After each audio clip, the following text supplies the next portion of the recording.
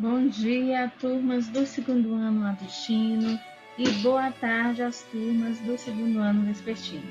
Iremos continuar as nossas videoaulas de acordo com o livro Percursos da Arte, a unidade 2, a Arte Brasileira, capítulo 4, Arte e Colonização. A videoaula é a 8, de acordo com o nosso roteiro de estudos. Nós temos aqui a síntese estética, que é a conclusão do capítulo 4, que é uma conclusão, uma síntese. A seção síntese estética, nós temos esse tema aí, que é um texto, a construção de uma cultura tropical, é uma leitura da página 160 e 163. Com base na sua leitura e interpretação do texto, você vai responder as questões, e eu vou colocá-las no Google Forms, certo? E assim você tem acesso, responda e marque a sua presença e participação. Vamos então para a síntese estética, a construção de uma cultura tropical. Reflexão. Neste capítulo, abordamos as questões que envolvem a colonização e a formação de uma cultura brasileira. Vimos como a junção de elementos de distintas matrizes constitui uma cultura artística rica em manifestações festivas e em produções musicais e visuais. As historiadoras Lilia Schwarzkopf, acho que é isso, né? É o nome alemão, né? Schwarzkopf, né? E Heloísa Stalin discutem essas questões no livro Brasil, uma biografia publicada em 2015, em que apresenta uma revisão de nossa história, da colonização aos dias atuais. Leia a seguir um trecho dessa obra referente à vida cultural no Rio de Janeiro, na época em que a corte portuguesa se instalou no Brasil. Um rei no Brasil. Continuavam faltando igualmente diversões e os requisitos mínimos para uma vida em sociedade. O passeio público, construído entre 1779 e 1783, foi por muito tempo o maior dos atrativos no Rio de Janeiro. Já as touradas, bastante animadas, realizavam-se no Campo de Santana.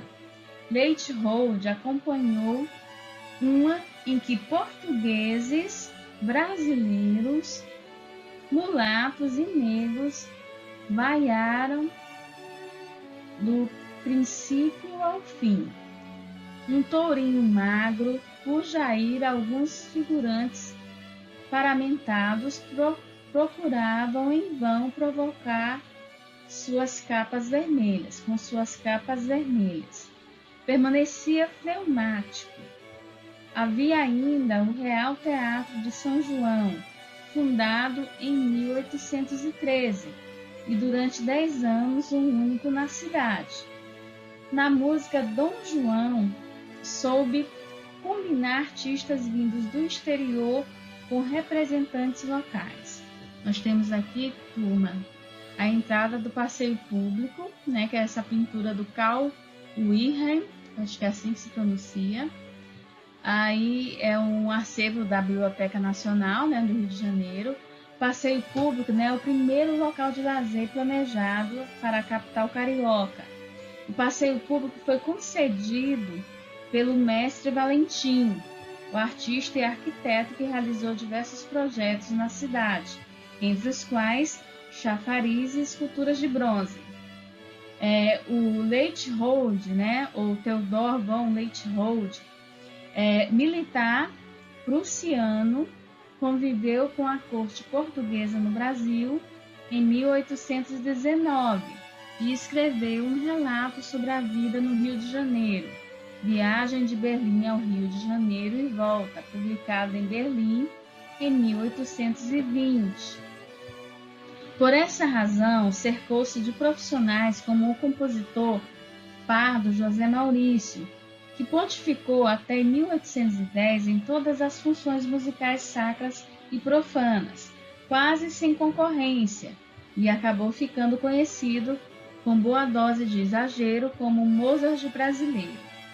Isso até a chegada de Marco Antônio em Portugal, músico habituado aos gostos da corte, formado pela escola italiana e com a prática de batuta na regência das orquestras de São Carlos em Lisboa. E o ofício cresceu. Em 1815, a Capela Real possuía um corpo de 50 cantores, entre estrangeiros e nacionais.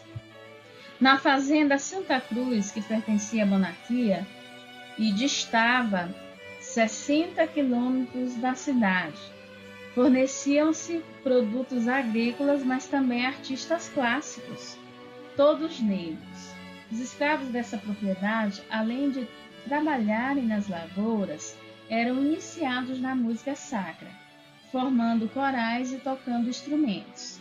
Esses músicos foram ganhando fama e a escola recebeu a denominação de Conservatório de Santa Cruz. Embora a fazenda estivesse passando por um processo de decadência financeira, os mestres nunca pararam de exercer seu ofício e a escola de música granjearia novo impulso com Dom João. Em 1817, o prédio foi reformado e a capela redecorada, prevendo-se apresentações de orquestra e do coral. Ademais, Santa Cruz tornou-se a residência de verão da família real e sede de solenidades. José Maurício, gente, é o religioso, né? José Maurício Garcia. Ele viveu, né? E a transição do Brasil colônia para o Brasil Império. Ele foi considerado um dos maiores compositores do seu tempo. Ele trabalhou, né? Como mestre de capela de Dom João VI, que se encantou com seu talento ao chegar ao país. Na escuta guiada pelo projeto, do projeto Música Brasilis, você pode conhecer e acompanhar a partitura de sua famosa obra A Missa de São Paulo de Alcântara, que está disponível aqui nesse link, tá certo, turma? Os músicos escravos dedicavam-se muito tempo ao estudo teórico e à prática instrumental, sob a orientação de mestre como o próprio José Maurício. Costume inaugurado pelo príncipe regente, os artistas de Santa Cruz seriam constantemente emprestados para integrar a orquestra, o coral ou a banda do Paço de São Cristóvão e da Capela Real.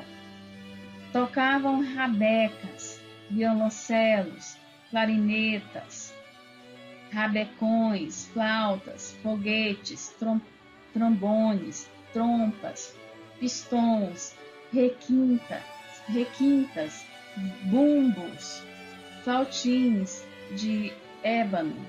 Executavam marchas militares e patrióticas, valsas, modinhas, quadrilhas.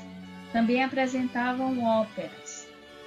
Dom João, amante da música, compareceria ao teatro nos dias de gala e às vezes adormecia. Acordava então assustado e perguntava a um de seus fiéis camareiros: já se casaram os patifes?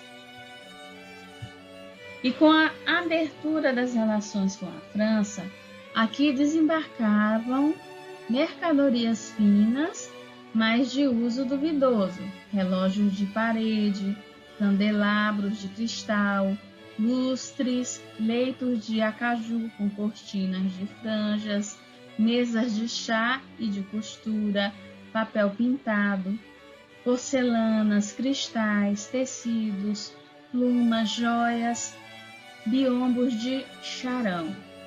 Todo esse gosto seria mais acentuado a partir de uma iniciativa dos tempos em que Antônio de Araújo ainda fazia parte das lides do rei. Em 1816, o mesmo conde da Barca seria incentivador e não do convite, ao menos de boa recepção e alojamento de um grupo de artistas franceses.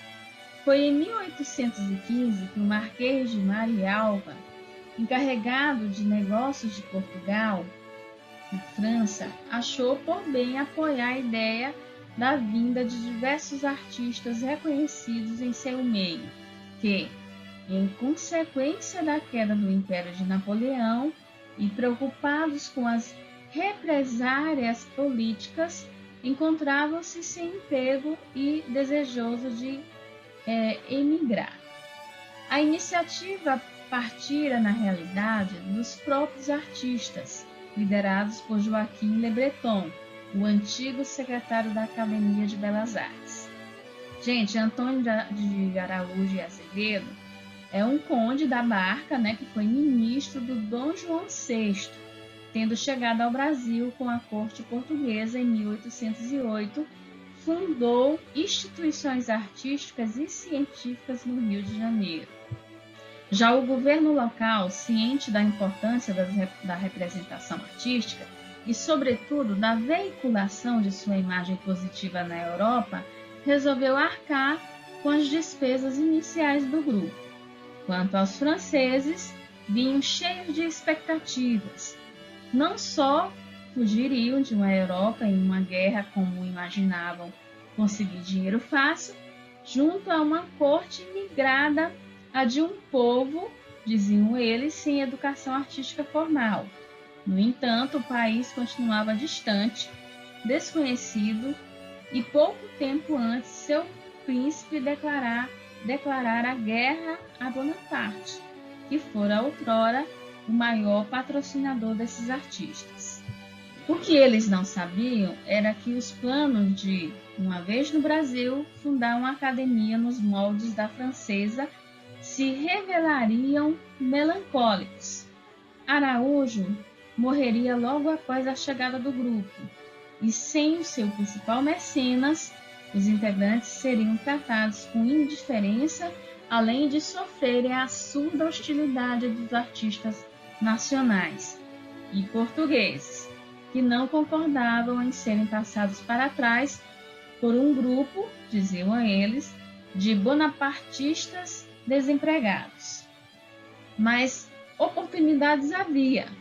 Com o falecimento da rainha e a futura aclamação do novo soberano, dois atos capitais na vida de uma nação monárquica, os artistas sem demora perceberiam que sua verdadeira função seria construir cenários e dar grandiosidade àquela corte imigrada. Tendo Joaquim Le Breton, secretário perpétuo da classe das Belas Artes do Instituto Real da França, como líder, e os artistas Nicolas Antoine Taunay, pintor, mesmo instituto, Auguste Marie Taunay, escultor, Jean-Baptiste Debré,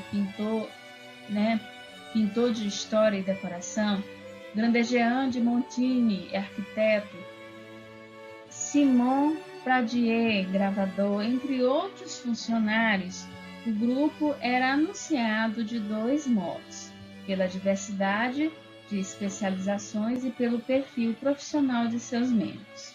Nós temos essa imagem aqui, gente, que é o retrato da rainha, Dona Carlota Joaquina, feita por Nicolas Antoine Taunay, certo? Esse acervo pertence ao museu, ao Palácio Nacional de Queluz, Portugal. Com os franceses, chegava o desejo de montar um aparato laico em relação às artes e a intenção de impor uma nova cultura artística. Não que não existisse na colônia artistas e aprendizes, muito pelo contrário, porém não havia até então um ensino sistemático.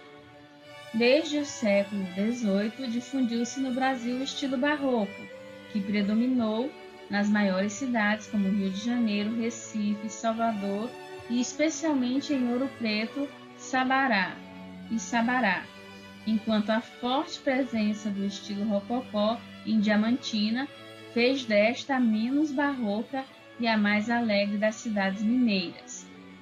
Essa arte colonial respondia às exíguas demandas locais, sendo os trabalhos encomendados em sua maioria por autoridades eclesiásticas ou civis e excepcionalmente por particulares.